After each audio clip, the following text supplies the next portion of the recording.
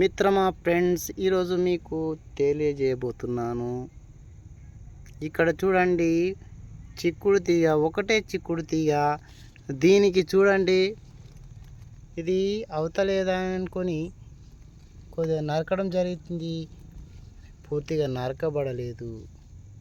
తీసివేతామని అనుకుంటే ఫ్రెండ్స్ చూడండి ఫ్రెండ్స్, నీళ్లు పోస్తే ఈ విధంగా మళ్ళీ చిగురించి పూత ఖాతా చూపెడుతుంది. చూడండి ఫ్రెండ్స్, ఇప్పటికీ ఇది 8-9 తెంపుల దాకా వచ్చింది. దీనికి రసాయనిక మందులు కాకుండా వెస్టేజ్ మందు వాడడం జరిగింది ఫ్రెండ్స్. చూడండి, కాపు వచ్చింది, ఈ విధంగా కాయ తెంపబడింది ఫ్రెండ్స్. ఇది ఒకటే చిక్కుడు తీగ. ఇంచుమించు 8-9 కాపుల దాకా వచ్చింది. ఇది ఈ విధంగా మళ్ళీ చిగురించి పూత వేసింది ఫ్రెండ్స్. చూడండి, ఈ ఎండిన తీగను కూడా గమనించగలం మనం.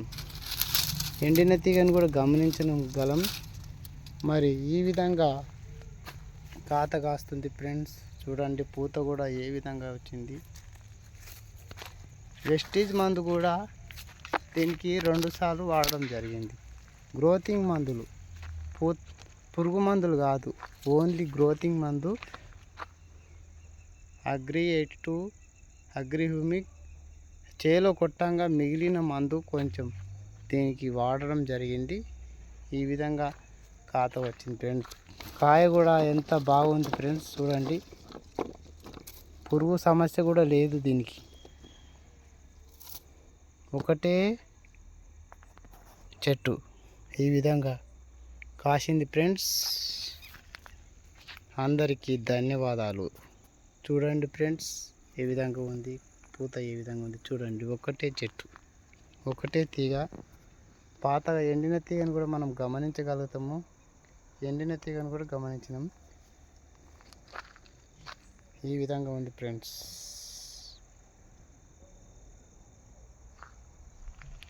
చూశారుగా.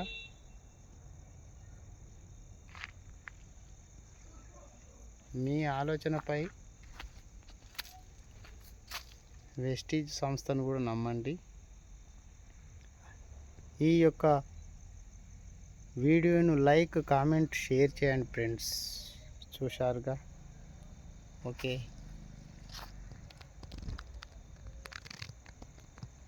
మీ బార్వాత్ శంకర్.